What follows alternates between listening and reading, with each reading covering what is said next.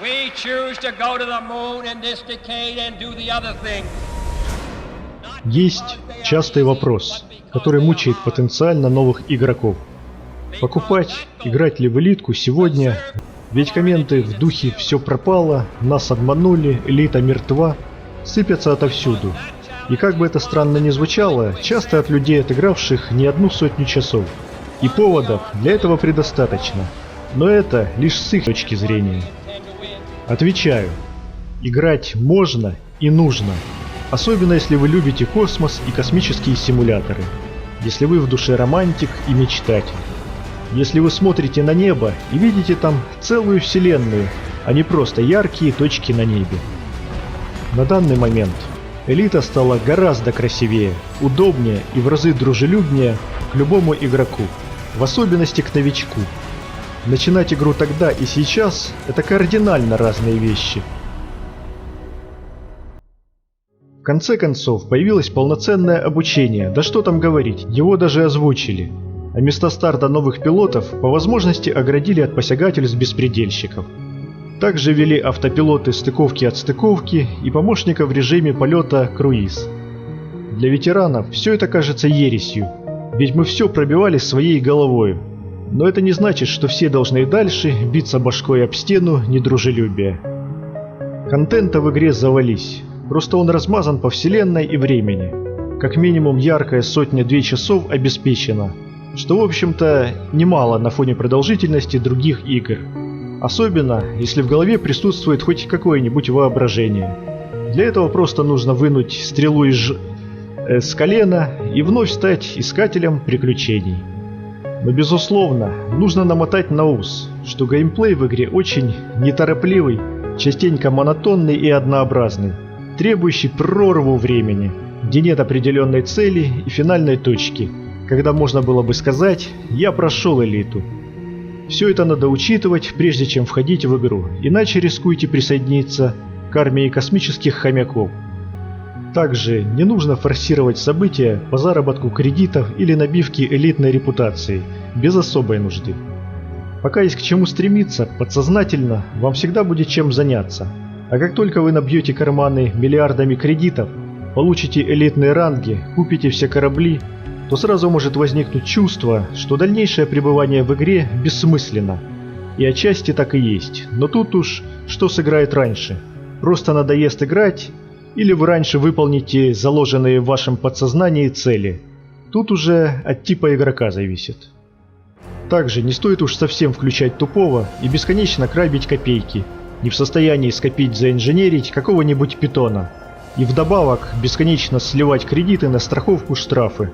Тоже можно сломаться, как на недостижимо долгой цели.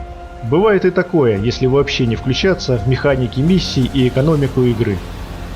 Всегда можно пойти дальше. ПВП, охота на торгоидов, стать рекордсменом-первооткрывателем или стать топливной крысой, которая будет спасать безумных рекордсменов. А можно начать снимать ролики, как когда-то я. Это, поверьте, тоже увлекает и даже развивает. Так что, еще раз повторяю, играть стоит и как минимум гораздо комфортнее, чем 5 лет назад. Тем более, что ценник за полный комплект на скидках почти даром.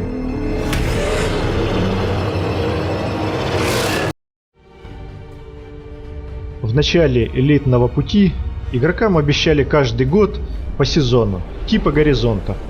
Но время как снежный ком набирало обороты, перенося новый контент все дальше и дальше. Только представьте себе, если бы в 2015 году вышли горизонты, в 2016 полноценный Beyond с, например, посадками на малозаселенные планеты с атмосферой, в 2017 газовые гиганты, ледяные планеты и другие объекты в деталях. В 2018 ввели бы ноги, а в 2019 все это бы наполнили, дополнили, расширили, улучшили бы. Уже была бы совершенно другая игра, и мы вошли бы в реально новую эру. Но по какой-то неизвестной нам причине разработка была безумно затянута. То ли Брейбен потерял интерес к игре мечты, то ли с финансовой точки зрения выгоднее клепать парки аттракционов. Но вот, почему-то некоторые, кто просто купили игру, взвалили на себя святое дело пнуть элиту по поводу и без повода.